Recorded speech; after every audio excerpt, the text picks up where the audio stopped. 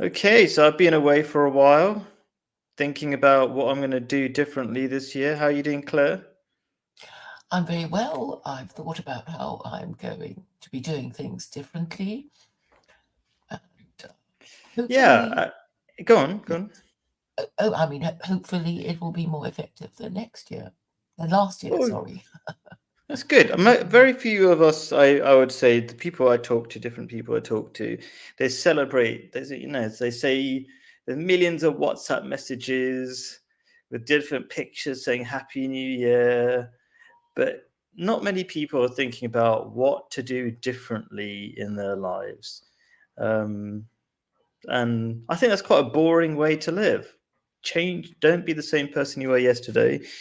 Um, yeah, so I'm Resolve to go do on. things better, and that I guess is the time. New Year's Day is a time for resolutions for the new year.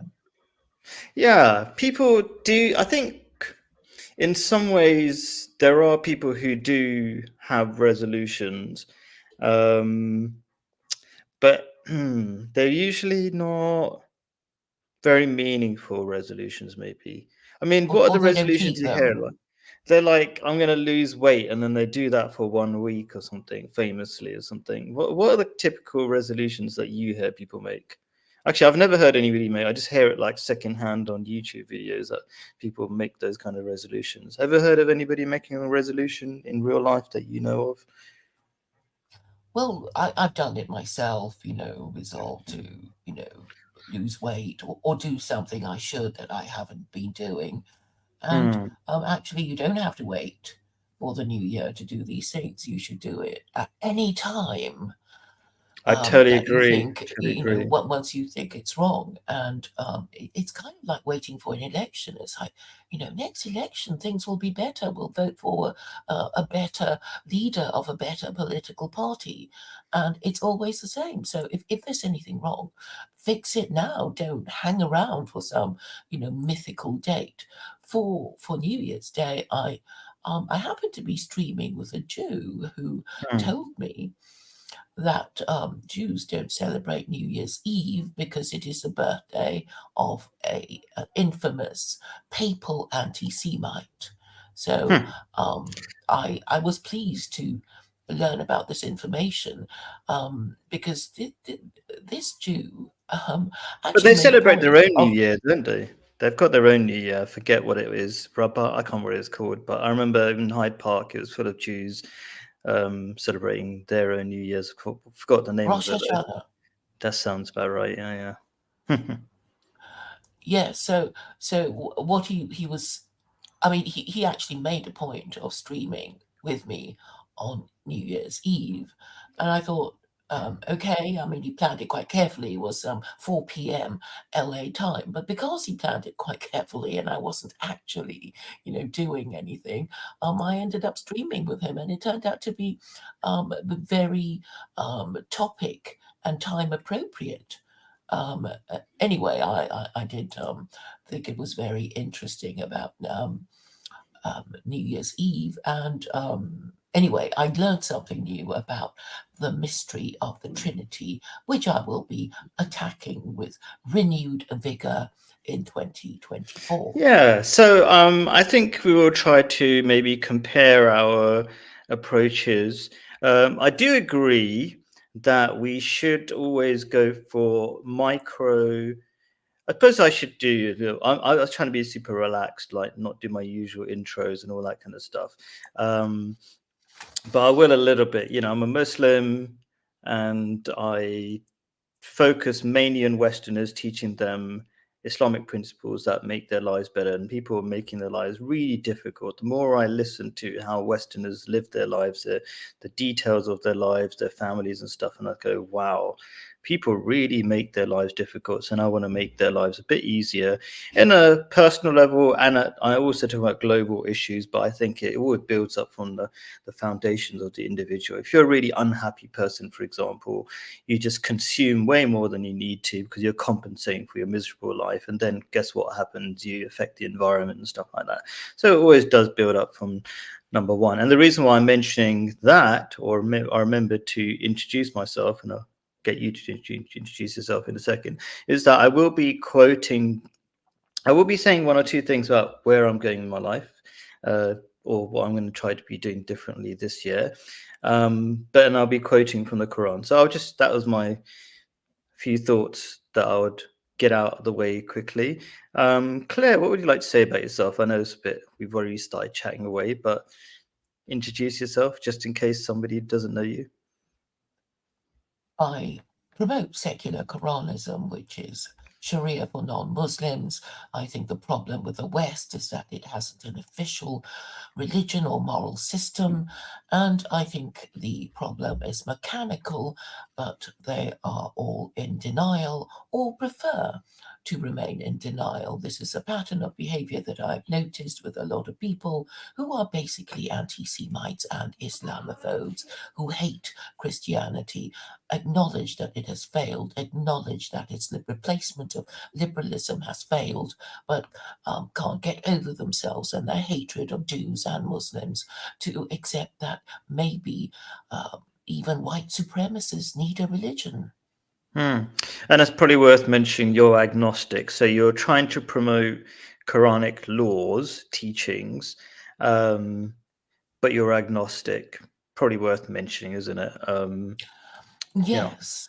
I mean, Cool. I'm trying to make the point that even if you're an atheist, you can see the point of religion. Even if you say, oh, it's just a bunch of stories, a bunch of lies made up for stupid people, you would still be able to see that religion has a purpose of regulating our behavior towards each other. And if our behavior is not regulated, then we're going to behave like animals and do with each other whatever we want to do without being checked by the law. And people might think that's quite nice. They love to live like animals, having sex with everybody and strangers and whatever. But I think the problem with that is the ensuing chaos in your life. Like people go, "Why is my life so terrible?" It's because it's not ordered, it's not planned. You haven't thought it through. And when you say that you're talking about these rules, when we discuss these things, we talk about the fact that there is lots of statistics to show that these Islamic rules work. Maybe that's one of the reasons why you're backing up these Quranic rules, because they seem to work. Is that right? Well, what all the world religions do is encourage men and women to marry young, and marry only once. And this Not only is, once. Oh, you mean like not get divorced, but you might have yeah, well, try multiple not to get wives. divorced. Yes, Yeah. but when you said only once, you meant not have You're not against polygamy. You're against getting divorced. Yes, Yeah. No, that just to is clarify the only once meaning. Yeah. really the most important thing, because the Quran allows up to 4 Yeah. wives. So as a But secular even the polygamy Quranist, I'm not going thing is a to. sidetrack, isn't it? Because we're trying to get me and you, we're both trying to get everybody married at least once, which is terribly failing at the moment and is fundamental to the workings of society, of decent, no, I don't want to say decent children because it sounds like I hate children of single mothers. It's kind of like functional children, or because statistically you're more likely to be delinquent, criminal, just not Yes, hating will on them, end but up in just prison. yeah, it's just how it works, and it's quite natural if you think about it. If we come back, if we get away from our liberal political ideologies that you can do anything you want, sure, you can do anything you want, but actually there's consequences to doing anything you want. And if you come back to like just kind of get in touch with nature, it's like, oh, it took two human beings to make a kid, maybe it takes two human beings to raise one, that kind of thing. Yes, and I suppose there are people like Vincent Bruno that we both know who think there are other ways of raising children than a male and female pairing. And Yeah. he's basically saying, why can't Vincent other is people gay, by help the us? way. Yeah, Vincent is Yes. gay, and his plan, which is laughable, has to be said. He has some intelligence, it's true, but his plans are so laughable. But I think that's just due to some sort of trauma, that he goes to his escapist non-realistic plans of creating human beings in artificial wombs, a bit like the Matrix or something ridiculous like that. But yeah, so besides the crazy stuff, yeah, going back to reality, we need to get people married, and people forgot why they need to get married and stuff like that, which is an absolutely massive problem in the West. Because the government doesn't support it. Yeah, okay, so here this is kind of how we this is how we maybe disagree a little bit. I say a little bit, okay, because I do agree that people are like sheep. Most people are like sheep. It's very hard not being a sheep. Like everybody likes to think they're not sheep and they just don't follow rules. I mean, everybody else's rules, but that's next to nobody. Would you agree? Next to nobody. Most people just need to follow rules because they like to be normal and they like to feel accepted, right? So I would agree with you to some extent that yes, if the government had better rules, we'd all follow better rules quite comfortably and we'll be better off for it. But at the same time, until I don't want to say until that happens, I think good government is a consequence of good people. Like if A we good don't moral like, system.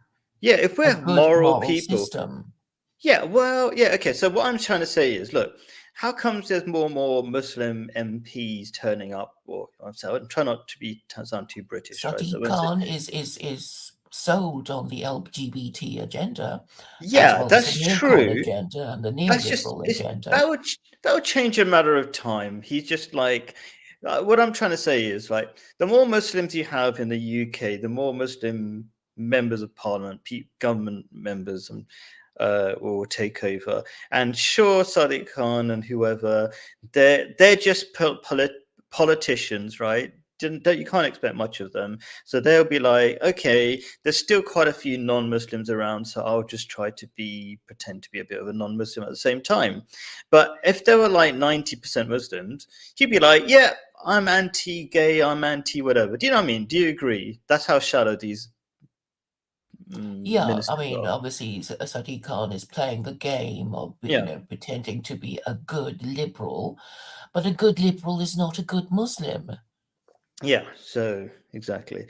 He, as you say, he's just playing a game. These are very shallow people. But my point was that they just I don't think magically. So maybe our big differences, but I'm not concerned about our big difference too much. Actually, I don't know why I'm getting into it too much because I want to focus on what we're going to do different. Is that you're a top-down kind of person, fix the government and everything else will follow, and I'm a bottom-up. I think you start from the grassroots, and the government will change as a reflection of society, I Oh, suppose. I'm happy to do it both ways. It would be more effective if it was done in a pincer movement. Yeah, So cool. my strategy is to talk to the people at the bottom as well as aim for the top. I think that's what you practically do, though, isn't it? You talk to the grassroots. That's who you're really talking to, anyway. You can't always talk to, I don't know, the Prime Minister of the UK. He doesn't have much time for us, yet. Okay, let's just jump into it. My main big thing I'm going to do different this year is going to be based on a verse of the Quran, which refers to an interesting incident between a blind, humble person who was trying to talk to Prophet Muhammad while he was talking to some important tribal leaders who weren't too interested in listening to him. Do you know about that scenario before I get into it? But please refresh my memory. Cool. So should I'll explain it because before I read the verse of the Quran, because it might be confusing. So basically, there was a blind, humble Muslim, and even though he was blind, he could tell what was going on, and he could listen to the conversation between Prophet Muhammad, whose time was effectively being wasted by these non-Muslim, arrogant tribal leaders who thought they were really important. And so this blind man, tried to approach Prophet Muhammad and say, try to ask him some questions about religion. And Prophet Muhammad, wasn't rude to him. Prophet Muhammad, knowing that this person was blind, he turned away to show the tribal leaders that he wasn't pleased with what this blind man was trying to do, i.e. interrupt their conversation. So he didn't disrespect him. But anyway, so that's kind of the background. And so then God, people interpret this slightly different ways. God in the Quran, you could say, told Prophet Muhammad off in a way. Okay. And he said, like, this person he's more interested in the truth. And I don't care about all these important people, these tribal leaders, whatever God is saying, sort of thing. Like, just go for the people who are interested in the truth. And I interpret that in two ways, and I'll read the verses of the Quran in a second. But I interpret that in two ways. I'll focus on the people who are interested in learning, and I've always tried to do that, but sometimes I get too. I talk to too many people who just want to argue. And also, I interpret in the way that I'm caring even less about the number of views I get, which is kind of the opposite of what we in the West try too hard to. We want fame and approval. We have a very mechanical way of evaluating success. Number of views, how much money, how many pats on the back, all that kind of stuff. So I'll quickly read the verse of the Quran. He frowned and turned aside because there came to him the blind man. What makes you know that he might be seeking to purify himself, or he may take heed? I always forget to retranslate this into normal English. Or that he may listen and remember and benefit from him. That's Prophet Muhammad. As for him who is disdainfully indifferent, who doesn't care less what you've got to say, to him do you pay attention, though you are not responsible for if he does not become purified. That's these arrogant tribal leaders who think they're important and whatever.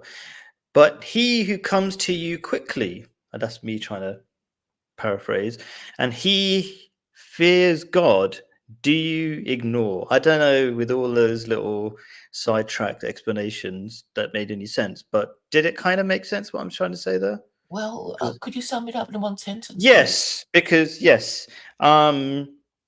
listened. Focus on the people who listen, who are interested in changing their lives. That's it. So forget all the. So I've gone through that process even before, from coming from Speaker's Corner, where I got like maybe 10 or 100 times more views. Like I would get 1,000, 2,000 views easily. Then now I get maybe 100 or less views. I don't know. I wasn't concerned about that because most of the comments I would get were completely stupid by Muslims. Muslims that, even though they're doing very well, they're very unintelligent, especially the ones who come from the East, and can talk about that. So I got less views, but I had more quality conversations on the live streams, talking 1-to-1 for an hour and stuff like that. So I'm focused on, and this year I'm focusing on even less people. One group I'm probably going to talk to a lot less are Muslims, because good idea. Yeah, they're not very intelligent. And then according to Prophet Muhammad, this latter phase of humanity, last 7,000 or so years, there's a prophecy that goes along the lines of the sun will rise from the west. Basically, the sun meaning light, truth, all that kind of stuff will come from the west. So Westerners will kind of like reflect eventually, and think, what's going wrong with our lives? And they're going to learn Islam as if Islam started in the West.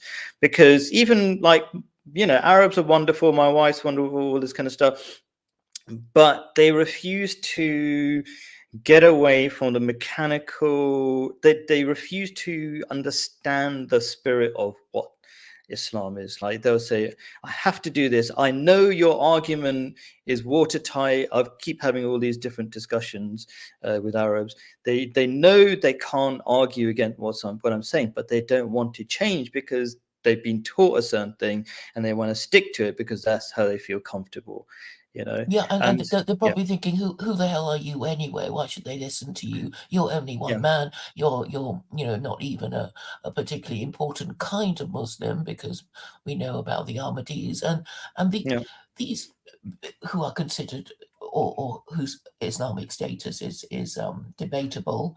yeah. And I suffer from the same problem, because it's like, oh, you're only one woman and you're not even Muslim, and nobody likes you.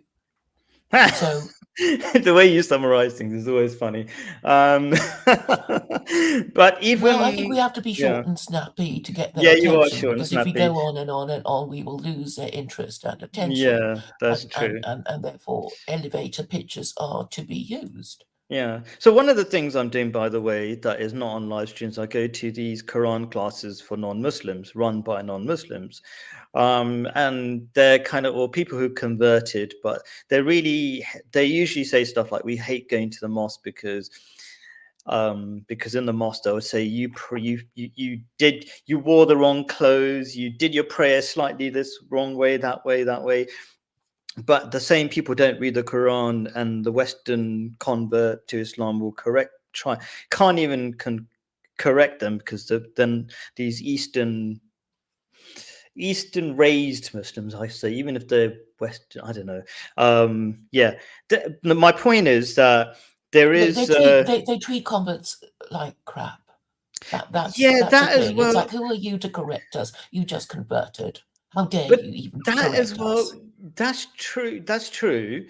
And by the way, I might That's as well one of the throw. reasons why I won't become Muslim, because they'll do that to me. Yeah, yeah. And But then they'll say, well, if you're going to carry on, you can't come to our mosque anymore. yeah, And then I will that, be lowered in status, because my whole yeah, it doesn't concept feel is good. about, not, working out who is high status and who is low status, and, getting high status, rather than, Yeah. saying or doing things that will have you lowered in status. Oh, sorry, I was just looking at comments just for a second. Yeah, I think what it was that these Western people who are going to this Quran class, when I say class, it's more like a discussion, is that they understand is for us to contemplate the Quran and understand. You do that as well. You read parts of the Quran and say, "This is how I understand it," and discuss it and stuff like that. But with people who are born Muslim, a lot of them, especially from an Eastern background, they don't think it's their job, even though the Quran tells them, do not make gods of your scholars, which basically means, I think that, yeah, I can't remember if there's a biblical equivalent, but it basically means just because your scholars say something, it doesn't mean it's true. You have to think for Yes, yourself, read it especially, yourself, but yeah, they're especially too if the Quran lazy is to read literally it. telling, yeah, literally, if the Quran is literally telling the opposite of what you supposedly understood from your scholars, then you have to think twice. At least think twice. Yeah. Or So ask yourself why, or yes, ask questions. yeah, and that's not at all what they believe in. Even though the same Muslims will be cheering on in Speaker's Corner logical debates, against Christians or atheists, when Muslims are using logic, but they refuse to use logic when they're expected to use logic if their beliefs are questioned. So thank you, my one concurrent, Oh, or what is three now. Dr. And Mengele is a troll. He's one of oh, my okay. trolls following me Oh, here. oh. He'll just be talking nonsense most of the time. I'll ignore it. I'll take your advice. I'm trying to be more relaxed as well. So that's my thing this year. I want to ask you, what's your thing? So my thing, just to summarize, people who aren't listening, is focus on less people who want to change their lives. That's my sort of thing. So what about you, Claire? What are you going to do different this year? Well, I'm just going to be more of what I was last year, more direct, more succinct, and perhaps more confrontational, even, because I think a lot of people, or most people, or even all people who claim to be Jews, Christians, and Muslims are hypocrites. Because Of course. if they really did believe in what they claim to believe in, we wouldn't have any of these problems. Yeah, yeah. I mean, We the wouldn't have Quran any of these says, social and political problems. So Hmm. if Jews really believe that they are God's chosen people, they should ask Yeah. themselves what they were chosen for. And the obvious answer would be chosen to lead Gentiles away from the idolatry that they love so much. And then they should be confronting Christians about their idolatry, which they're still too fearful to do. There's even a verse in the Old Testament that says the beginning of wisdom is the fear of the Lord. Yeah. And One of my obviously favorite they verses. Yeah. fear their Christian overlords more than they fear God that they claim to believe in. I don't And that's see. Yeah, I don't see Jews. That Jews are not even interested in talking to non-Jews or Gentiles, as the terminology yeah. goes. I spoke to a Dayan, a judge of the Beth Din in Manchester, Gabriel Krautz, in fact. I thought he would be braver than the others because with the idea, with primary schools teaching LGBT, he Hmm. actually said, and was reported by the BBC, to say, well, Jews ought to sacrifice their lives to make a point against their children being taught LGBT, Hmm. about gay marriage Interesting. and transgenderism, and the fact that they are being taught that it is socially acceptable to be gaily married and transgender. And he was saying that the next generation is destroyed and we might as well all be dead. But also, Jews have a duty to martyr themselves.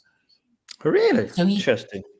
yeah, Okay, he said but that. it's not what most Jews do, because the problem with Yeah, I'm not because going they to go don't into. really believe, and they've come Oh out of the yeah, no, habit of no even Jew really pretending believes they're to the believe. chosen. But there is a term called Kiddush Hashem, which Yeah, is sanctifying the name of of God, and yeah. also the converse, which is Hilul Hashem, which is desecrating the name of Mm, God. And yeah. only the ultra orthodox talk about it, because they Mm. still understand it as a concept, but the Sure. reformed Jews. But I want to focus on me and you, like, but what we're going to do and encouraging other people. Forget all this crazy stuff that different people do. So I will just say that it shouldn't be surprised that most people are hypocrites. That's actually almost the default. God knows that in the Quran it says, for example, if you follow the They're cursed by majority, God in the you Quran. can call it the Jews. Okay, fine, sure, sure. I'm And more Muslims too. There is a chapter about hypocrites, right? yeah, And it does say, sure. and I think I can't it remember does. exactly the. Well, I can find you the verse, but it does say Sure, hypocrites are cursed by God. sure. Yeah, of course, that makes sense. Okay. It's not like God is pleased with hypocrites. And there's a verse of the Quran that talks about how I can't remember the exact word. God is displeased with people who say a thing and do something different. Or I can't remember what the words are exactly, but something along those lines. So that's another word for hypocrisy. So of course that's a disgusting thing to do. It's a hateful thing to do. But I was also going to say God is very aware of human nature and says in the Quran also that if you follow the majority, it doesn't matter even amongst Muslims to follow the Muslim majority, let's say, because God didn't say which majority. Um, you'll be led away from the way of God. Okay, but most Muslims are blind followers, don't understand the spirit of what they're doing. So, my point is that that's why I try to focus on you. I tell in my videos, I will say stop worrying about other people. Focus on yourself, one, and then focus on people who want to change their lives, and expect most people to be like blind sheep. And nobody says that they're a sheep, but most people are, and that's just the reality. And nothing to be frustrated about. It's better to accept that, then you won't be frustrated. What do you think? Like, isn't it better to accept human reality than keep being frustrated that people aren't being what you know they're really like? Do you mean? Well, I'm not obviously, I'm saying going give to be. up. Go on. Well, no, I'm not going to be giving up. I've said I will be more confrontational Hmm. um, towards people who are supposed to care about these things.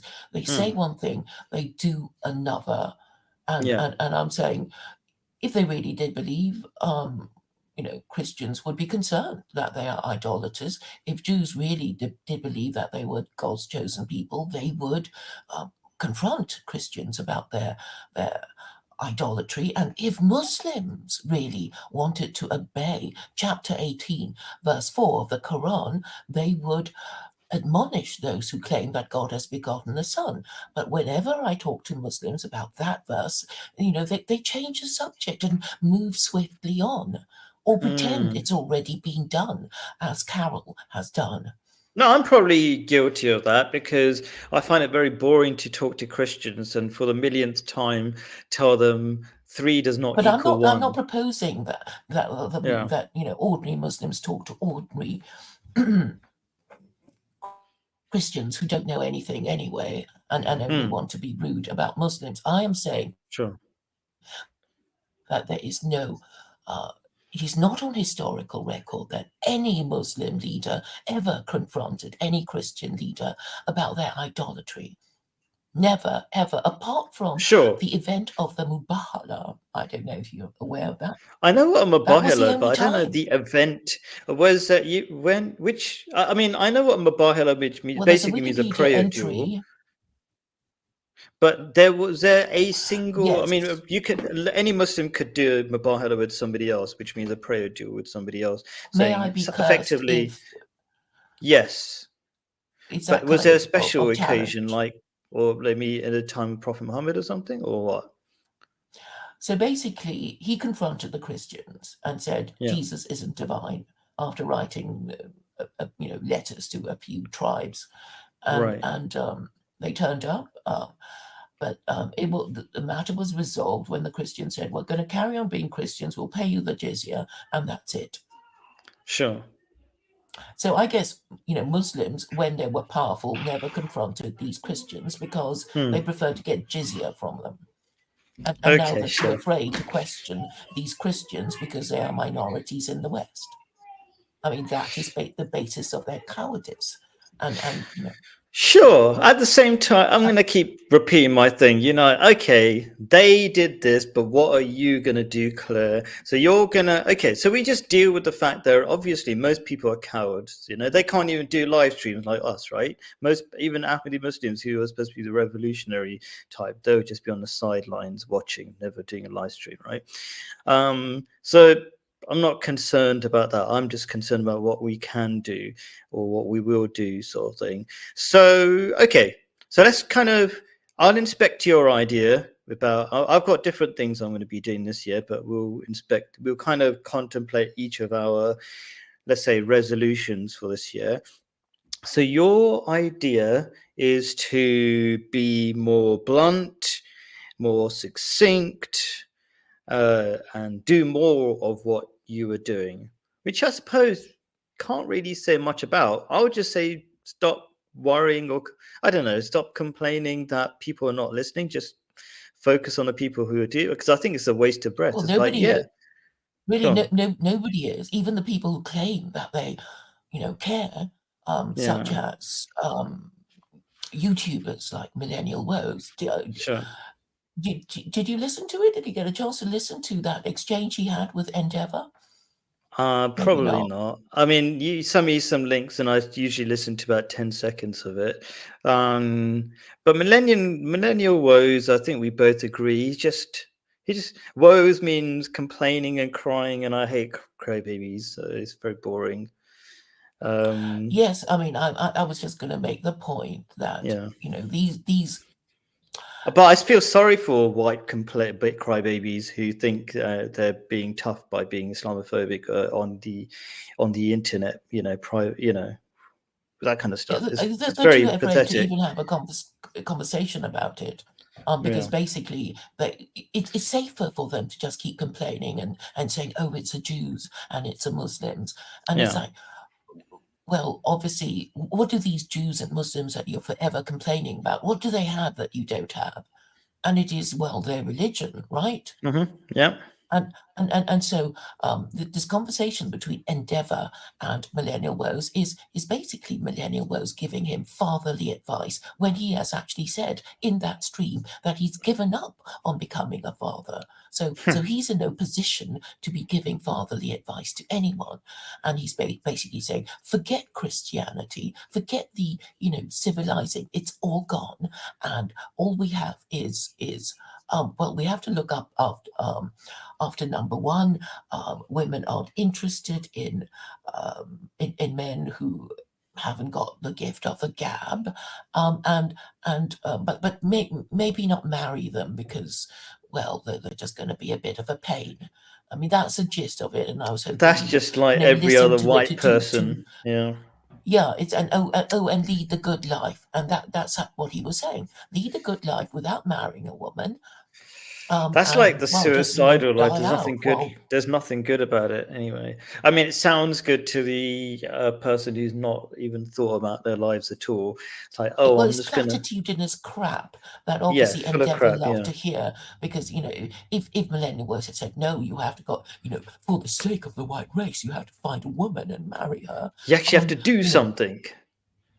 yes. Yeah. So one of my things that I would have thought these pathetic white men might be able to do is well, abolish no fault divorce or talk about it, but of course they're not interested in abolishing no fault divorce because they have no intention of So getting I'm going to tell you a married. problem with that, and then you can start giving me a hard time as well. You know, we know each other. I always give you a hard time, right?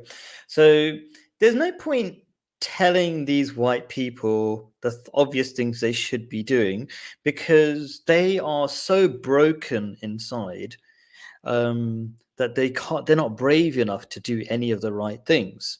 And that's why I try to focus on the minuscule little things that will help build them up so they have some bravery and some direction. I think you were writing me a message the They other won't even day. come on your channel. Yeah, but you were give me a message. You WhatsApped me the other day. I think it was WhatsApp or the other one, Telegram, and you were saying the problem with. I'm paraphrasing what I vaguely remember. You said something like these white people don't have a mission and a direction, right? And actually, this video is a little bit about that. It's kind of like we're starting the new year. Let's find a direction. When I do my happiness class, everybody knows before my website got totally hacked, there used to be a class, and number one step is find a direction in your life, right? So they don't have a direction, and that's what these are the kind of very, very basic things I'm trying to get for people to find a direction in their lives. They just want to die quietly. That's what they But they want. don't really want to, but they've given up because they don't. They haven't. They haven't seen much of an alternative. Like they hear of Islam and they kind of see it working. And for intelligent people who are a little bit brave, they should come a bit closer and try to find out what is this Islam that seems to be working. But most people are just like you call them Islamophobes. I just call them, I don't know, deep down racist, but I'm not saying in a really bad way. I kind of feel like anything other they're just scared of, and they just wish everything would just come to them. You know what I mean? It's like just Yeah, yeah, happen. yeah. These men are so pathetic. They are the Yeah, equivalent of babies in nappies, yeah, asking for their soiled nappies to be changed. That's yeah, how pathetic they are. And obviously, their women have given up on them and prefer to marry foreigners. yeah. How can you even think of having anything to do with these pathetic men? Hmm. Yeah. And I mean, I agree with what you're saying, Claire, but I'm always trying to be sympathetic or feel sorry for them at the same time when I'm saying Well, that. if they And of started course, you behaving do like as well. men, But yeah, you're in the right. sense that Sometimes they they might, need us. even want to argue with me, Yeah. it's okay. So, with a book that I've written, which of course very few of them will be reading, and then they read it and they say, "Oh, it's too short," and I said, "Oh, well, that If it that's an was interesting shorter, we'd like had to criticism." be longer. Yes, It's just an and excuse. An excuse. Yeah. yes, so I invited them to quote a sentence that they might disagree with, and they actually can't. They Yeah. can't. Yeah.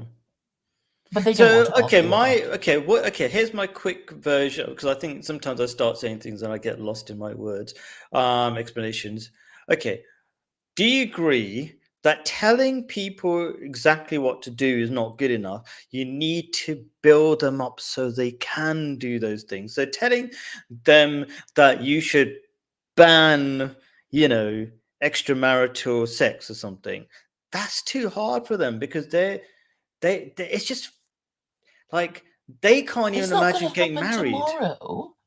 I But mean, look, all I I'm want to inviting them help. to do is consider whether it would help in the long run, whether But it the would problem work is in that's too theory. theoretical. It has to be more real for them. I'm saying pick one white person, one white man. Let's just say we should talk about women as well at some point, because they're equally at fault, because the whole dynamic is messed up because both Takes two sides to are messed up. tango. Yeah, both sides are messed up totally, right? Um, but let's say pick a white man and say, you know what, I'm going to give you take you in baby steps, because that's my thing, I suppose. I try to build people up in baby steps. You're telling them what they should do, but they're not even at that level. You need them at baby steps, like, you know what, have you considered maybe God exists? Or maybe that's too much even. I'm trying to think of what's like today is find a direction. Okay, white man. I'll call him number one. Number one, have you noticed things are going wrong in your life? Do you think there's a reason? Do you think there should be some direction? Let's think about that. Have you noticed Muslims seem to be getting on all right? What do you think about? How about listening to them? Do you have any biases against Islam? Like, do you think that Muslims treat women badly and that's why you're not interested in it? Well, do you know that most converts to Islam are Western women? That kind of stuff. Like, just trying to like I've done at that. least go. You've done that, yeah. Fair enough. Fair enough. Yeah. No, I mean, the thing is that they're actually in denial. It's a psychological state. I mean, psychotherapists say denial. They just, they, their brains explode when you even approach the subject. Because in a way, they already know what I'm going to say, right? And they don't Yeah. like it. And I'm saying, you don't have to like it for it to work. Yeah. I mean, that's the thing. It's like, well, if you're a patient whose leg is turned black, you're obviously not going to like the idea of amputating your leg, but it's going to work to Mm, save your life. yeah. Yeah. And Tell me and and, something and the, wrong with what I'm doing then. Go on, give me a hard time now. You know I don't mind. well, I think you have. I think we should, in fact, reverse our strategies, and you should talk to more non-Muslims, and I should talk to more Muslims. But then, a lot of Muslims don't really want to talk to me either, because I'm basically saying, tell me which of my interpretations you dislike and why it's wrong. And they don't really want to say that. Don't want to give me the oxygen of publicity, because they don't want to admit that not everything I say about Islam and the Quran is wrong, and that is, the narrative they want to promote. That because I'm not Yeah, but Muslim, they I don't will want to read never. the Quran. That's their problem. That'll be too much effort for them. Like to read the Arabic and make beautiful noises out of their mouths to recite it, but they don't want to contemplate on it. So that's why I think the real problem is that's an Eastern problem. Yeah, so I should be speaking to imams who have read the Quran, right? I mean but Yeah, the fair thing is, enough. it's a problem of status, which is what I'm trying to say. Because Hmm. actually, even amongst Muslims, you can't say, who is the most. I mean, I suppose in a way you can. You can say Imam Khomeini, who is the supreme leader of Iran, is the Yeah. most powerful Muslim in the world. But then all the Sunnis would just want to reject the idea of any Shia Yeah. Muslim But being, all these imams are leader. basically political figures, really, isn't it? Like, do you know what I mean? We could go Well, into I mean, that. But I mean, to be fair to the Christians, they have a pope. So in theory, the Pope and Archbishop of Canterbury are supposed to be leaders of their church, and whatever they say on, you know, Catholic or Anglican doctrine, um, is the final authority. hmm. Because Yeah, it's technically good to have anyway, one they do leader. have a leader, but unfortunately, Jews and Muslims do not, and that is Except why for it's so Ahmadi hard to. Muslims. Yes, then your caliph, his status as caliph is not accepted by other Muslims. That's So fine. so That's they're fine. gonna. You got to have a starting point, right? I mean, the starting point I was suggest, like I was trying to explain to this other young Muslim, I can't remember his name. We were talking about the young one Omar. Omar, yeah, who thinks he's a Muslim, but he's actually liberal because he doesn't agree with any extra He Islamic called me teaching. an abhorrent fascist. What for? I think, yeah, for basic Because I Islamic wanted to teachings. lash on married parents.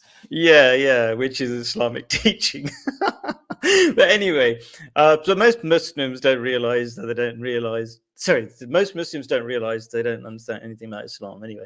But yeah, my point is that I was trying to tell Omar is that we, as Ahmadi Muslims, we'd like do 100 times more things in our local areas. We're so much more powerful just because we have one leader.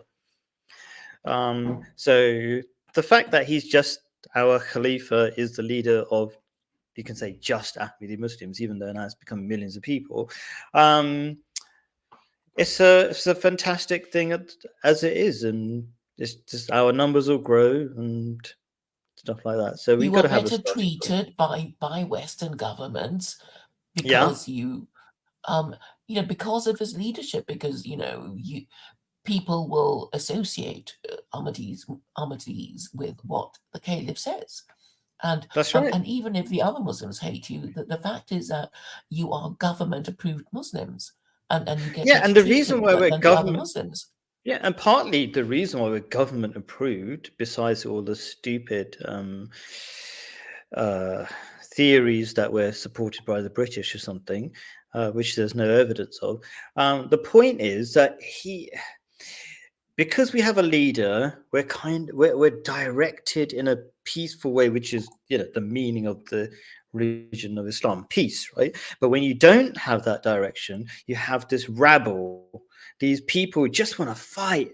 Muslims just want to fight everybody. They just want to jihad this, jihad that. In fact, just for people who don't know much about Islam, jihad means struggle, and in the Quran, nowhere does the word jihad associated with fighting. Like in Prophet Muhammad's teachings, the word jihad is associated with a lower form. But the The fighting greater side is, jihad is the struggle with oneself. yes, and a lower jihad is fighting other people.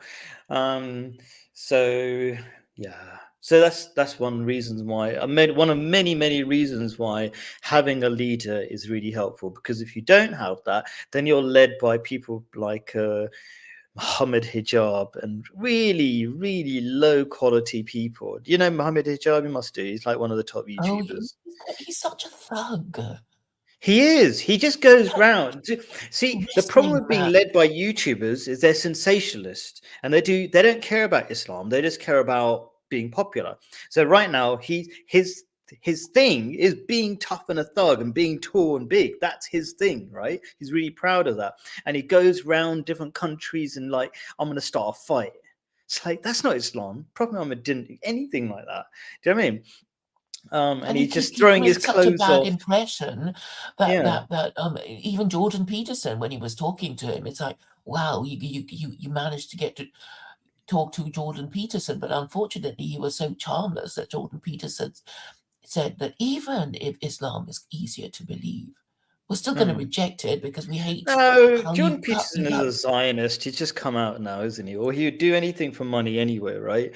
So I'm not sure about that because Mohammed Hijab, he's on his best behavior when he's talking to white people. So he's far better behaved when he's talking to Jordan Peterson. But when he does his YouTube shorts and stuff, I don't know. Have you seen the one where I put it on one of my thumbnails? He's telling people to smack their kids if they're not listening to them, if they have a different opinion. No, I haven't heard That's heard that's that. a anyway. That's his thing, Mm. isn't he? He loves smacking people, slapping people in the face. If they don't understand, slap them in the face or something like that, which is against the very basic teachings of Islam. There's no Child um, abuse.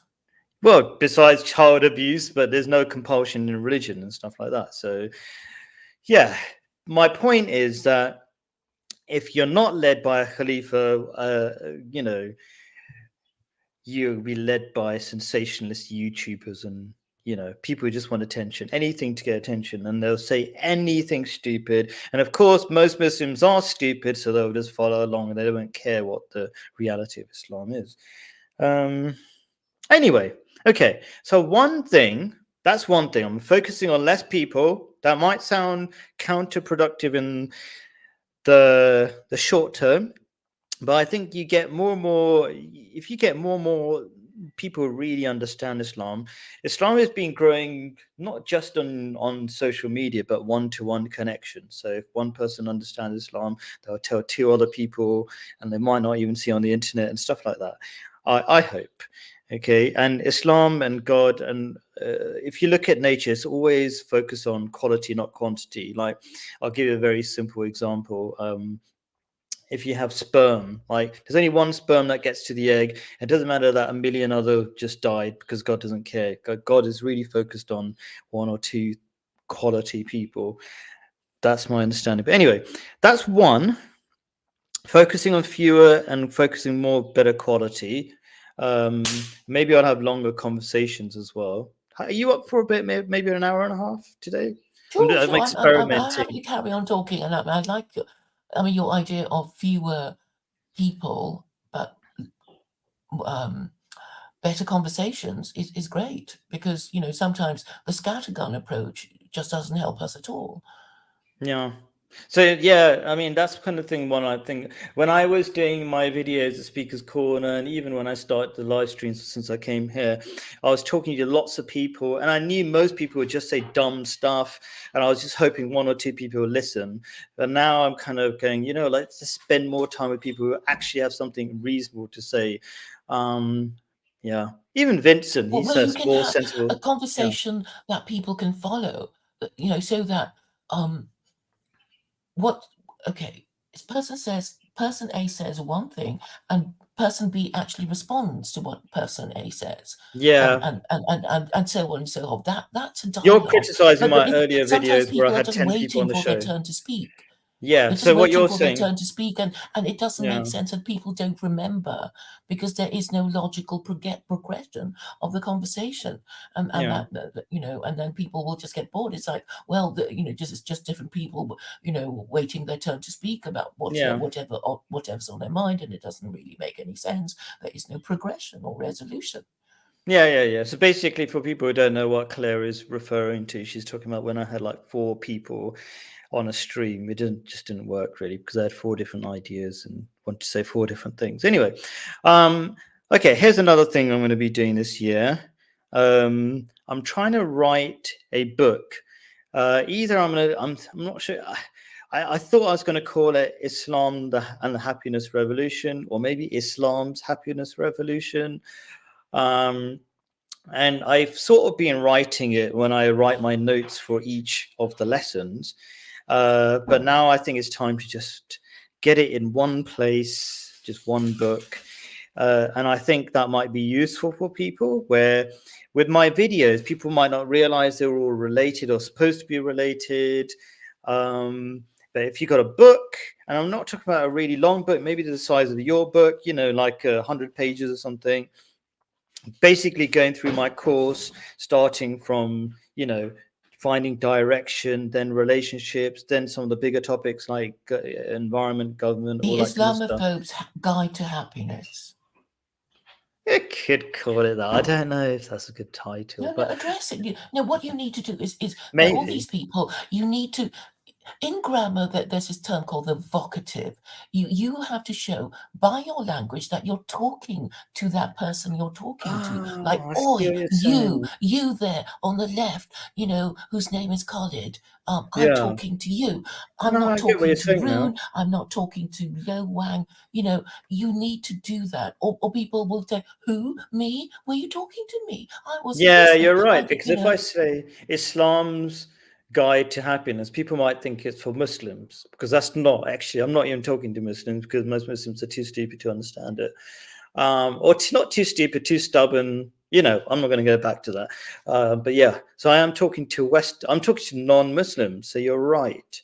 In a way, you're right. I don't really want to call it Islamophobes, but it might. It will It might attract be. it will attract attention, because they'll know, Yeah.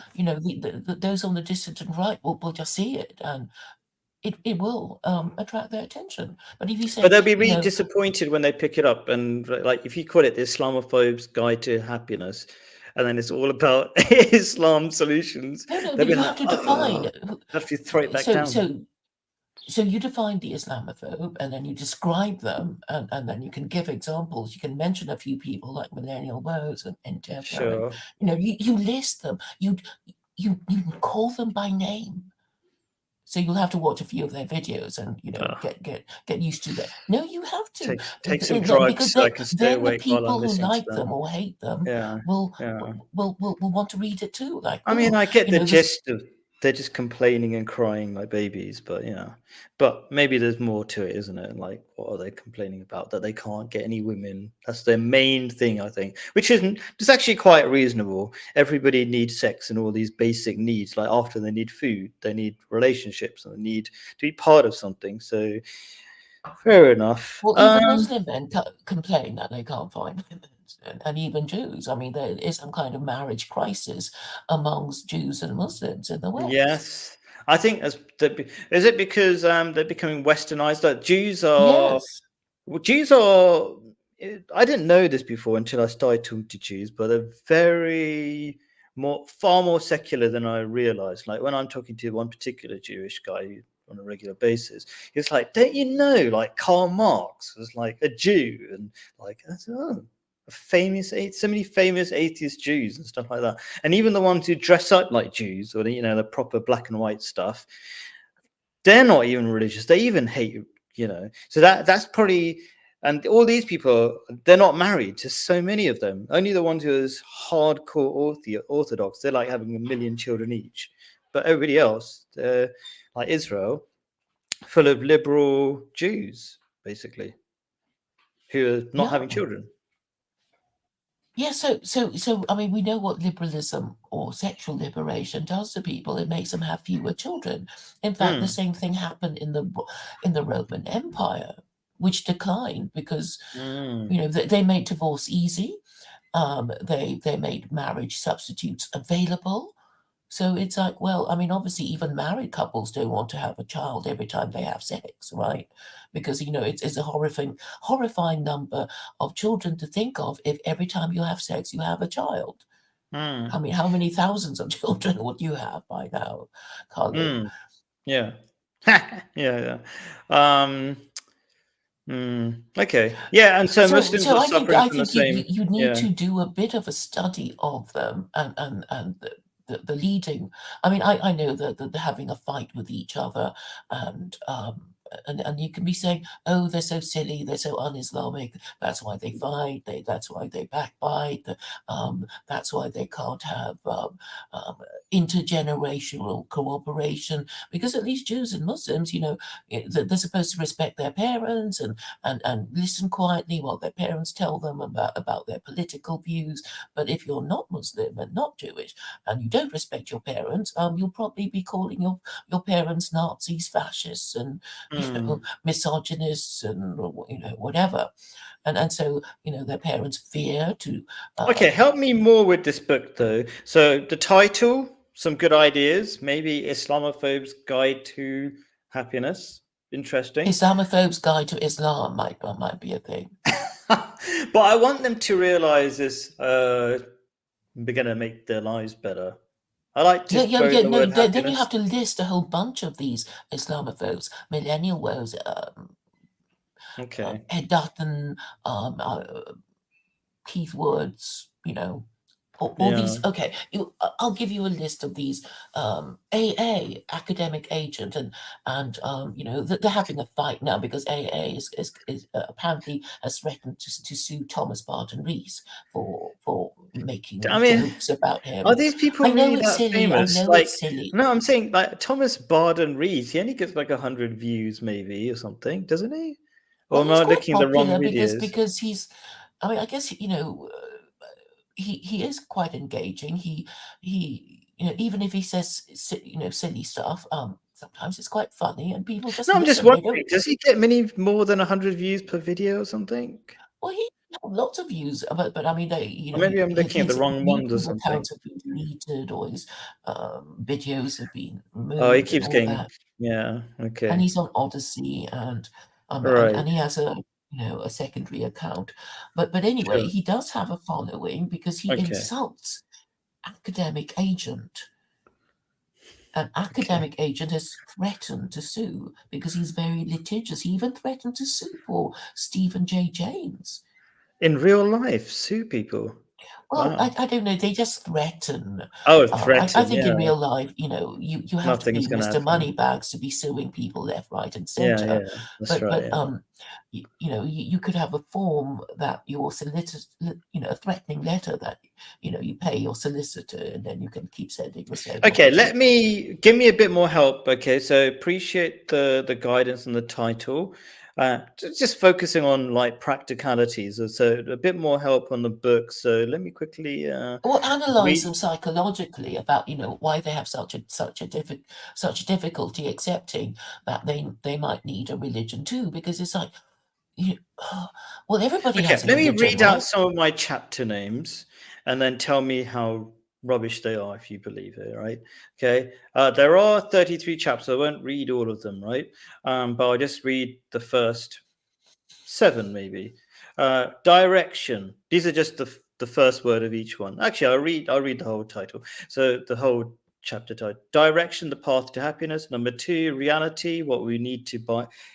What we need to be happy. Number 3, money, how to buy happiness. 4, environment, saving it while getting happy. Bit of a rubbish title. Number 5, government for a better world. 6, love. Actually, let's go for the keywords. 6 is love, 7 is God, 8 is health, 9 is success. Any thoughts about those initial titles? I feel like there's some essential things that we need to understand properly. Like people don't understand success. They have the worst definition of success, which is have more than you have. You know what I mean? You can never reach that. But if you've got a different definition of success where you're happy every day and you're doing something meaningful every day, and bang, you're happy right now. Do you know what I mean? I mean, you feel success. That's the Muslim way. Why Muslims are so much more peaceful, because they're like, oh, we did that little, we gave charity to X person. Now we feel good, like the ideal Muslim, or let's say, in many ways, the average Muslim. They're a lot more peaceful, wouldn't you say? Like they do that little thing, and they know that is the definition of success. Because God says that's the definition of success. Do something good, and then they feel a lot more peaceful. They don't need to do something huge. Do you know what I mean? Do you get what I'm saying? So I'm saying there are some titles. I think there's some essential things. What do you think about the first few chapters there? If you remembered any of them, or should I repeat them, or should I share my screen or something? Just repeat them. Just read one after another. Okay, I'm just going to read I'm going to share my screen. Just might as well. Okay, so basically, I have been writing these things, but in individual, separate Google Docs. So let's. Oh, that's the wrong tab. Oh, here it is. Yeah. Okay. And I suppose I'll zoom in a little bit to make it actually readable. So, whoops. Direction, reality. So, defining reality of, money, how to deal with money to be happy, fixing the environment, dealing with government, that's kind of more your levels things. Love, understanding love and how it works. God, sort of very foundational thing. Health, understanding success, relationships, now kind of going to more detailed things like anxiety, work, problem with protests. So those are just the first few chapters. Any thoughts about those chapters? You say 33. You've got 33 chapters, yes? Is that what Yes, you're saying? Oh, let's go yeah, all the there's way 30. to. Okay, that's quite Well, a lot to be fitting into a 100-page book. okay, maybe it's more. I don't know. Actually, I don't know. Actually, yeah, okay, I'll take that Okay, as a so tip. so so I have a suggestion. Only Yeah. 5 chapter headings because it's Ooh, going to be a short book. Don't make it sure. long Okay. because people just can't read these days. Um, Sure. and Maybe I'll have a series of books. I I've do want written to get your chapter going. headings out now, so Yeah. you may wish to. Um, okay, I'm going to read it out. Yeah. Chapter 1: Who is an Islamophobe? 2: Okay. Why they are Islamophobes? Racism, arrogance. Okay. hatred of immigration, and then you can divide. Yeah, okay. So that's it. Who is an Islamophobe? Why they are Islamophobes? Define phobia: hatred and fear, irrational hatred and fear of something. Okay. Are these like And the chapter headings? Yeah. yes, Okay. and then the third one is maybe a listing of the 7 deadly sins that they suffer from: anger, pride, envy, gluttony, sloth, lust, Okay. greed, gluttony, because they don't want to give up these sins. And they think that the fact that they're white gives them the right to be superior to everyone. It's like, look at, I'm white. I don't even have to try to do anything. And white people don't need religion because we're so inherently superior to everyone. And we don't need religion, and just show them how So I see stupid what you're they saying. are So you're because taking, everybody else has a yeah, religion, you're including Jews, so they taking complain. the white supremacists as the main target audience, I suppose. But they do reflect a lot of the West because people are secretly racist and don't realize it. Otherwise, more people become Muslim. And so you're taking that and you're psychoanalyzing them, trying to sort out the reason why they're not jumping into bed with Islam straight away. And then are we going to get to start solving some of their problems And in then these then chapters? explain why they are such hypocrites and cowards. That's chapter Oh, come 4. on. Okay, fine. Come on then. Okay. And then? And finally, the peace of submission, which is your happiness thing. Once they One submit, they chapter. will enjoy peace, and then they will be happy. I don't know, But somehow or other. that's Picture too. what I think we need a couple of chapters with a peace happiness bit. But peace happiness is broken down into, okay, getting married. I think maybe you're right. Maybe my stuff is too zoomed out. Like I was going to touch on all these topics. Like this is the you can direction. still fit them in, but under the grouping of these chapter headings. Because Sure. I think if left to yourself, But they'll the be peace and really happiness long. are not just And going to happen by itself. You got to break it down. You can say, okay, listen, mate, you got to get married. Actually, you know what? When I said mate, we're going to have to talk about white women after this. Straight after this mini segment, we have to start talking about white women. I know it's mainly white men listening, though, or whatever. But we've got to break it down. It's like, you got to get married. Okay. Now, how are you going to get married? I think it's a very important I think discussion. that will just frighten them. I mean, I think You can't just you say said they're this going to thing have about. peace and serenity. Just tell them if you submit to the invisible God, you're going to have peace. You got to tell them a bit more. Okay, Give but them the a thing little is step. that will be in the next book, right? If you say you've got to get married, they're going to be frightened witless and want to Okay, be what are gay they? and How are they going? Okay, you transgender. tell me. Maybe I'm missing something. You told them off for the first 6 chapters, and the 7th chapter You you basically just said told to them. analyze them. In this book, you Sure, just say but to on the analyze peace them. bit, on the chapter 7, when they're going to find peace, you explain to me how are they going to find peace? Because I would break it down into 100 chapters. But how would you do that? You start with a sentence saying, um, once you submit to the inevitable, you will have the peace that you want. Oh, well, it was always meant to happen. I have no choice. What I is the have to inevitable? I'm submit. breaking you. You're helping me break things down a little bit. So, what's the inevitable? The inevitable is truth, logic, and morality. Hmm. You can't say that white is black. Okay, You if you're can't live an in animal. denial like they are. They know the truth, but they're ignoring it. They can see Islam works, but they're ignoring it. Is that the inevitable? Yes, I mean, they can't deny that any group of people need um, a system of rules to keep the group in existence and apart from others. It doesn't matter if you're a religion or a social club. There will be rules. Who can join? Who can be removed for bad behavior? How members are Hmm. to use club facilities? All that sort of thing. There has to be rules. I mean, imagine if there is this gang, and it's permissible for these gang members to kill each other and rob each other and have rape each other's wives. Well, it wouldn't So, stay on. okay, I get what you're saying. The need for rules. That's maybe a scary chapter. I know everything's going to be scary for them, but maybe okay. So how to find peace? Maybe just three things. Let's work it out together. They need to know rules. They need to follow Accept the rules necessity generally. for The necessity for rules, the anti-liberal idea of need for rules, that's fine. And then you need to be part of a social group called a religion.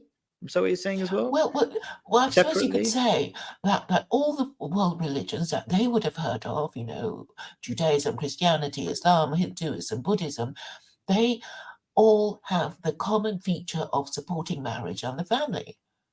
But Okay. Christianity is the weakest link. So So why is rules is Christianity too the weakest broad, link? but okay.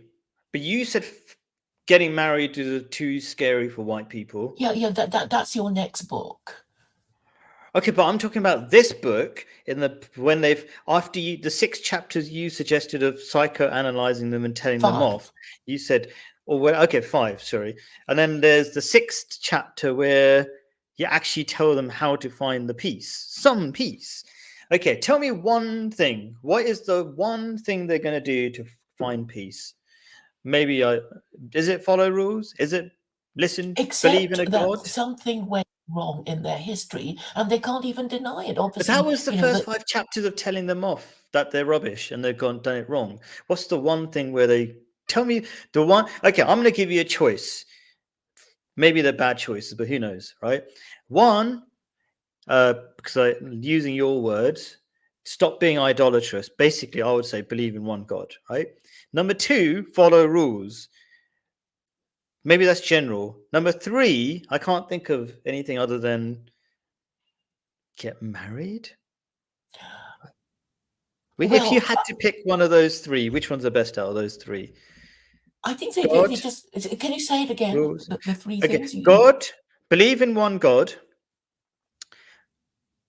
follow rules, number 2, or get married, which is a rule essentially. But if you had to pick one of those 3, which one's the best one that would help people? And people in the chat, you can actually suggest,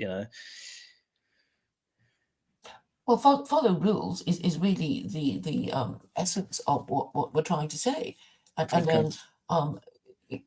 then I guess we have to prove that our proposed system is better than theirs, and it's a sort of like, well, actually, Christianity has failed. Otherwise, they wouldn't be complaining, and actually, and then they'll say, oh, but we're not Christian.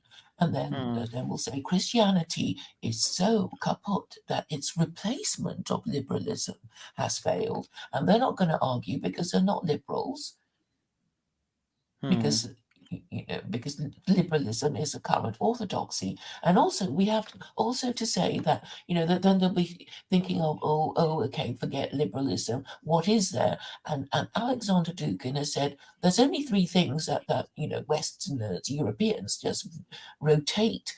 And it is liberalism, which there was an attempt to replace liberalism with nationalism and socialism, and that has also failed. And Dugin was basically trying to say, what else have we got? And he's not saying secular Quranism with Russian characteristics, but I'm hoping eventually he will, because they all suffer from the same problem. They have the wrong religion, they hate it, they don't believe in it, so they've been trying to replace Christianity with liberalism, and it failed in Weimar Germany, which was a liberal creation. And that's why Hitler said, no, we don't like liberalism. We're going to replace it with National Socialism. Which are all different forms of religion. Liberalism is a crazy one crazy religion, and then nationalism is a different kind. They're all kinds of. Hitler was very much you could say, a religious leader in so many ways. Do you know what I mean? The way he orchestrated society, everything, telling people to get married, by the way. He was kind of worshipped. He made himself a god. Yeah. So they're all different forms of failed religions. Anti-Semitism. That is the thing. That's why they always go back to him, wishing that he'd be more successful, wishing he would, come back Stop trying again. to ban me on YouTube. Don't say that stuff. No. Okay. Yeah, yeah, I'm You know, joking. but that is what I'm just explaining to Yeah, you why they keep what going they back to say. him, Yes, yes, yes. Okay. because he's the Um, most, you know, famous one and most yes. recent one. Okay. Um, so I've said two things I'm going to do differently. One is focus on less people and more quality people. Number two is write a book, which you're helping me, guiding me on how I could do it better. What's your number? Have you got number two? Kind of separate, another thing you want to put out there that you're going to do different this year, or I'll say my number three. Um, I'm I will be trying harder to get the attention of Jews and Muslims. Trying harder. What does that involve? Because if we're going to have a Well, I'm afraid resolution, I you will got to have have to it call concrete. out these Orthodox rabbis and imams as Okay. So hypocrites. how many I will be imams have you talked challenging to? I know them. you talked to a lot of Jewish rabbis. What about imams? Have you talked to any imams? Um, they don't really want to talk to me. Yeah, they don't talk because they're not that smart. Okay, yeah. I mean, But it's just I a suppose, thought. okay, I'm going to make more videos and address them by name. I think that would be more effective, because I mean, I think you know, if you saw a YouTube video with your name on it, you're going to watch it, right? Doesn't matter who you are, how famous you are, you're going to watch it. Yeah, yeah, it's a good idea. I'd love you to try to address some of the Ahmadi imams. I mean, there is the one. There's Ask Imam. He at least he's out there, and but Oh, I'm the not sure. good-looking one. It's really funny you say that because I find Pakistanis so dull because I'm Pakistani. Anything, you know what I mean? We always look for something different. So it's quite funny. It sounds just look like a nerd to me, but anyway, yeah.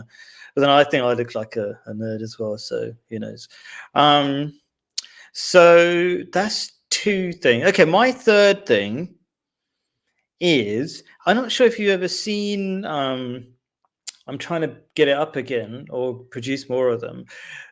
The video question and answer sessions by the fourth caliph. So we're on the fifth caliph on for the Ahmadi Muslims. But have you ever seen those videos? They're short videos, they're very old videos in the 1990s, talking about all the big issues which are not dying out. They're talking about how to, even genetically modified food, Palestine, all those things have all been discussed before.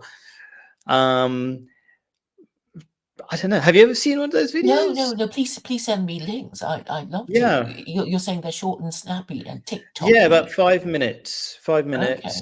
And I mean, the video quality is not the best, but the content is, I'd say, pretty powerful. So this Khalifa that we're on right now, the fifth Khalifa you listen to, he's just a bit slower in style, and each Khalifa's got a different style. And so, yeah, so that's why I focus on those old videos.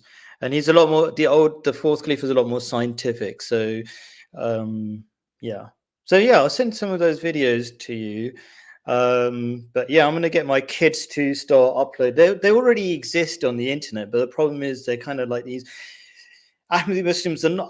I'm always critical of my own people. You know what I mean? When you're within a group, you're more critical of them than some outsiders are often.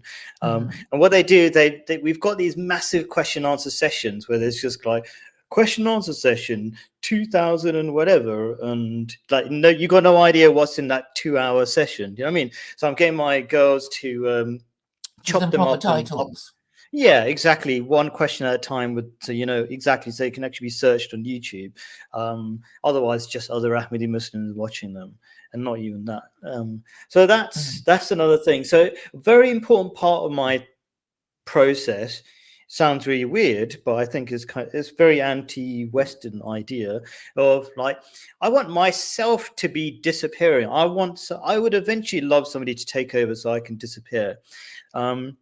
Because it should never be about, so the Western thing is about making yourself important, and I think that's very destructive. I've seen that. Who's the guy who's starting to date trannies and stuff, and he used to call himself the leader of Canadian converts or something. I can't forget what his name is, right? John John something. Vance. John Mans. Anybody who does that, like tries to big themselves up, it's very destructive in the long term.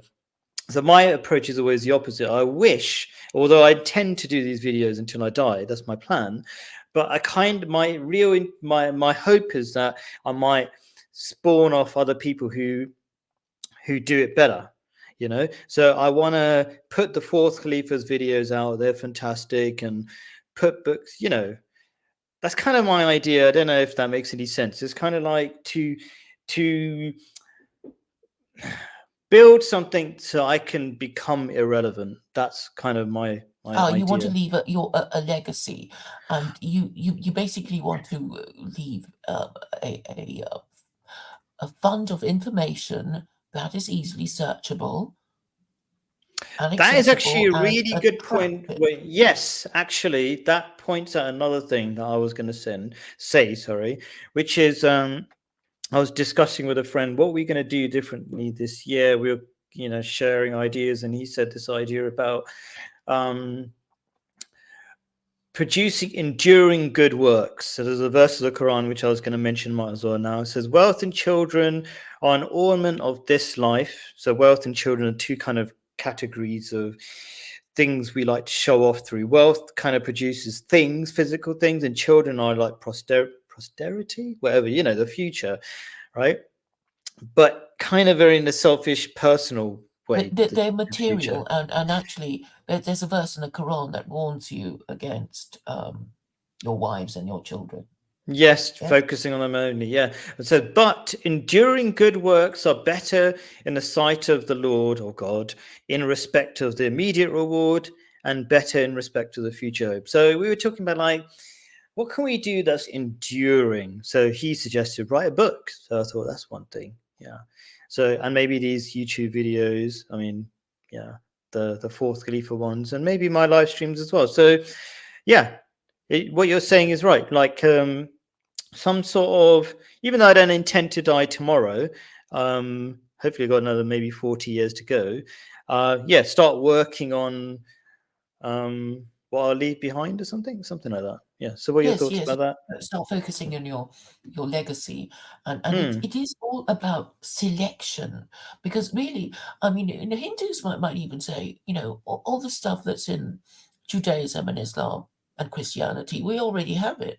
It all started in India. It was such an old civilization, blah blah blah, and the thing about these Hindus is that but your scripture is a mess. That they and actually, the Quran is short and succinct compared to other forms of scripture, and better Hmm. organized and better titled. Hmm. Interesting. It's I've never heard somebody says better titled. It's because interesting. it Maybe has because I chapter haven't reflected on it headings. enough. Yeah. Yeah. Oh, yeah. Okay. Interesting. Yeah, yeah, yeah. Yeah, yeah. Probably because I haven't reflected on it enough. Like when I think the cow, which is the second chapter, I mean, we know why it's called. I think you know why it's called a cow because it, the Jews started, you The know, red heifer. yeah, people started worshiping cows and stuff like that. The Hmm. Jews did anyway. So yeah, I still haven't reflected on it. It's interesting that you say that. Yeah, yeah, interesting. Yeah, I mean, they got good And names. and If I I think think about it. Yeah, I mean historically, I don't think even Muslim leaders wanted their subjects to know their rights too much. It's sort of like, no, don't learn the Quran properly. We don't want you yeah. to, you know, um, question our interpretation. Oh yeah, Just okay, listen to fair your enough. That imam and makes shut sense. up. Yeah, yeah, yeah, Mm. that's true actually. And I was thinking it's just general ignorance. But yeah, there's a bit of that as well. Yeah, yeah. Do shut up. Don't question us. That is true as Or well. we'll Yeah, call yeah. you names like what Khawarij or Kharajite or I don't know about that, but yeah. Maybe I just don't know enough terms. Yeah, yeah. Yeah, but anyway, Yeah. there were people who were, called extremists, but I think they just wanted, the literal interpretation of the Quran, which and their leaders weren't having it. Hmm. Kharijites, I think, is their Okay. name. Um, Okay.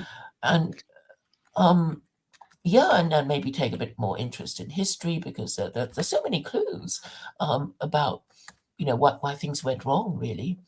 Kharijites, Karijites, and Hmm.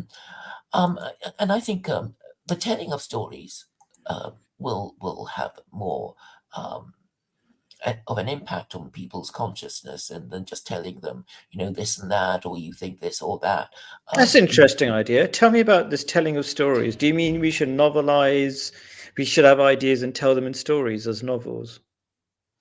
Well, I'm thinking in particular of the story I will be telling about how the Trinity came to be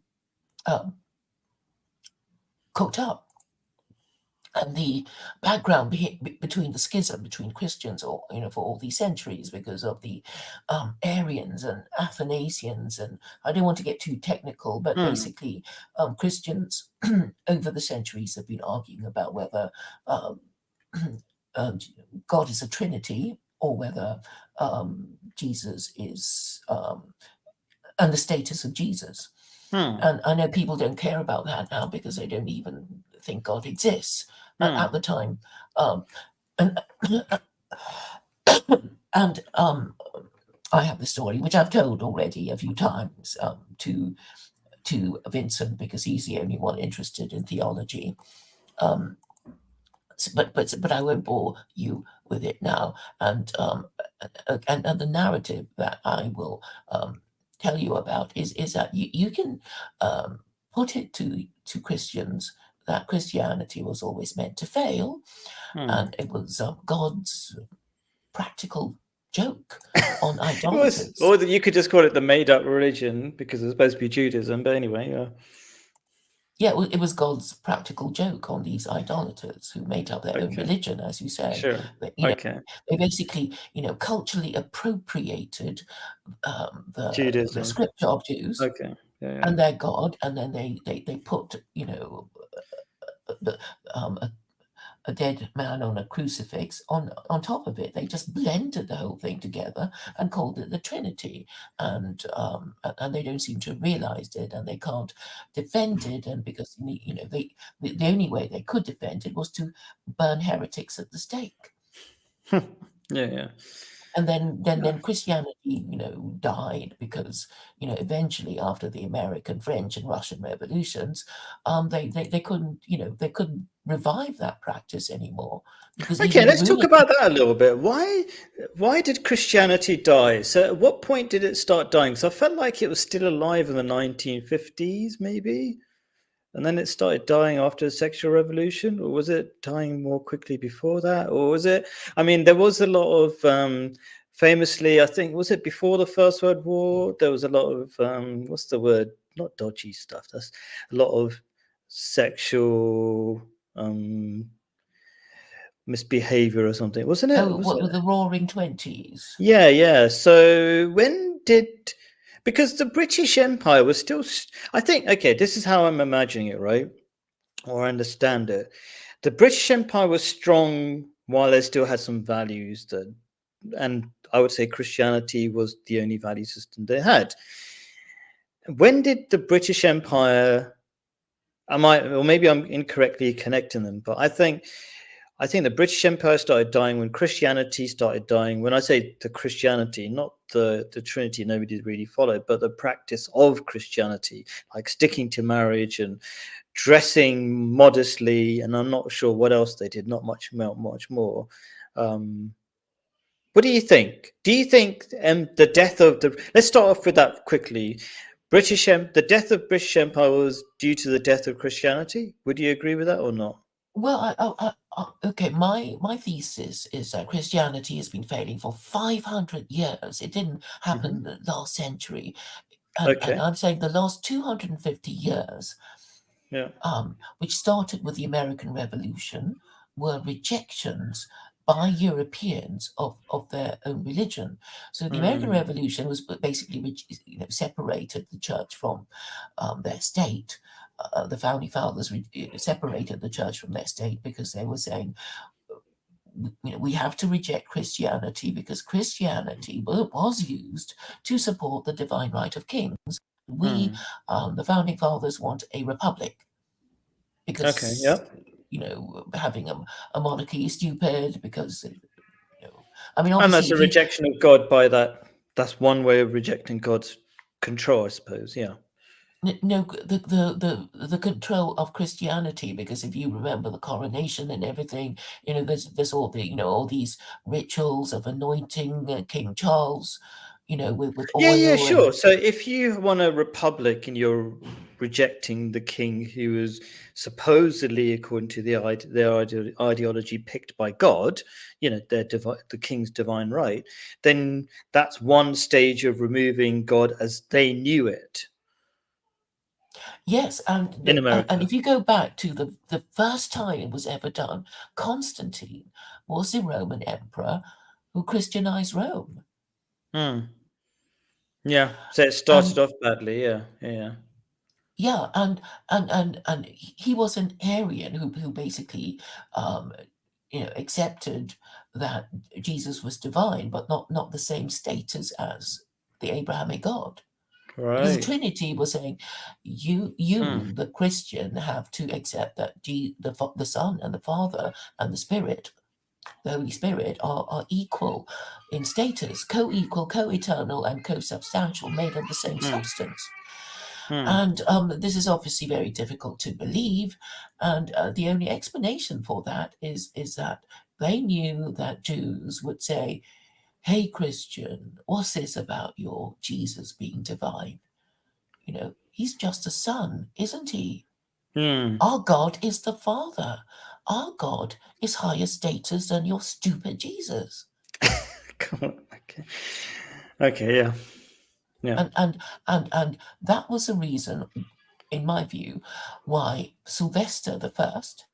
Pope Sylvester I, expelled Jews from Jerusalem because they wouldn't shut up about, the God of Israel being the Father and Jesus being the Son and Hmm. lower in status. Yeah. And then um, um, after the death of Constantine's son, they passed the Edict of Thessalonica in the year 380, saying that in future, any Christian who didn't subscribe to the Trinity would be prosecuted. Sure. Okay. So Christianity doesn't make sense, and it was always going to die because the ideology is crazy. Um, okay. But Let's but round but it. but Go but on. these Europeans don't understand their own history. They have Hmm. never been told what I'm telling them, and Yeah. for a reason. Because I guess if you have an established church that is Anglican, you're not going to be telling your subjects, that Christianity was just made up, because it would mean undermining the monarchy. Hmm. I'm talking about the British in particular, but Britain is not the only kingdom in Europe, because that there are there is a Spanish king, there is a Hmm. Swedish king, Hmm. and Yeah, it's true. Norwegian And and Danish. yeah, yeah. And are they all linked to Christianity? I guess they are. Is the Danish one? Well, they have their own established church. I mean, the Wars of the Oh. Reformation was about all these European monarchs saying, "We don't want to listen to you anymore, Pope, because you're corrupt. You're Catholic. The Catholic Church is corrupt. We're going to be Hmm. our own Pope." Hmm. Hmm. Yeah, yeah, yeah. Okay, how are we going to wind this up? Some last thoughts about. I want to get back to what we're going to do different this year. We Tell kind of better said that, but stories. tell better stories. Hmm. Be more engaging. Make the point more quickly.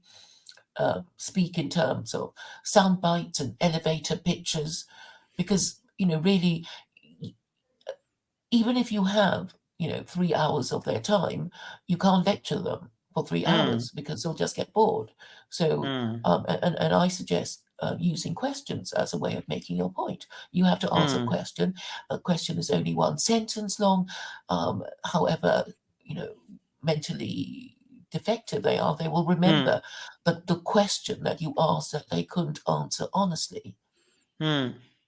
Okay, and because my questions thing have the effect is, of nagging at the consciousness. yeah. So you're going to be short and short and snappy and all that kind of stuff, and I'm going to try to write a book or two. Yeah, and put some more short videos out there as well, which from the fourth Khalifa and more personalized YouTube content on my live streams. Anyway, guys, if you got any suggestions or directions, we should, I'm sure both of us are willing to take any good advice to be more effective this year. Thank you for listening. Do put your comments in the non-live comments as well, and thank you very much for your time, live comments, people, but mostly Claire. It's always good talking to you. Thank you for having me. You're welcome. All right, bye.